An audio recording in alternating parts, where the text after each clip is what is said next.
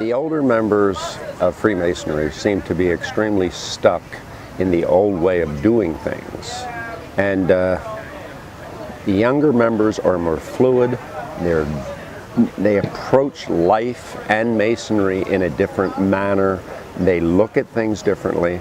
And I think it's the ketchup story that Brother Nedemeyer used to tell, that they went to Mr. Hines and asked him, he had to do something with the ketchup because it didn't come out of the bottle. And he says, I make the finest ketchup available. And he said, I'm not going to change the recipe for the ketchup. Bottom line here is, they went back to him and said, how about a compromise? We change the container. And I think that applies very well to Freemasonry. Again, it's not mine, it came from Brother Nedemeyer, but the ketchup story is that we can change the container without changing what's good about Freemasonry. And that'll help to bridge the gap between the older members and the younger members. And we need to do that. Sometimes they're just put off by the appearance, that they have tattoos and they have piercings, and they can't relate to that. That doesn't mean that they're not just as good a Mason as the brother who's a 60-year member.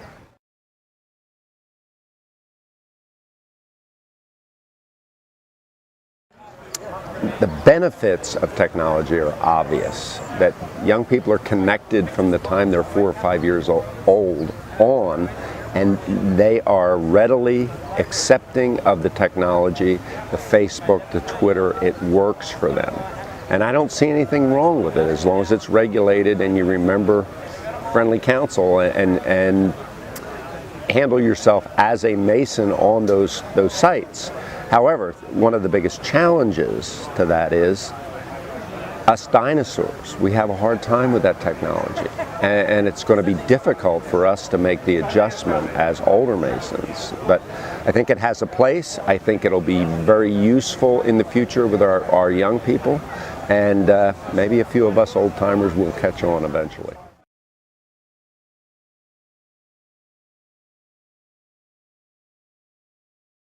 The Grand Master can be in contact with all his deputies in an instant, either by cell phone, because everyone has one in their pocket, and if you don't have one, Grand Lodge, make sure you get one, and through the emails, that there is constant communication back and forth. I think for the Grand Master's agenda and his will and the way he wants things done, it is definitely a positive, because it is instant and you can ask a question and within 30 seconds you have an answer to that question.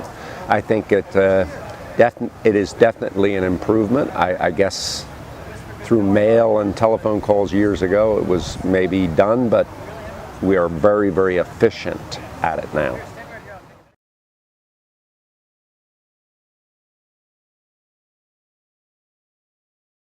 And the conference itself, very, very interesting as always. The networking, I think, is the positive of this. Yes, we tackled some issues and we got everyone's opinion on those issues, but I think the greatest benefit of being here is what happens in the hospitality suite, what happens before dinner. We get to talk, exchange ideas, and it does nothing but strengthen the fraternity and provide us all with a forum where we can pick each other's brains a little bit and take what's best from Virginia or Connecticut, and I can give what I think is going well in New Jersey, and we can exchange ideas, and it's been a very, very positive experience.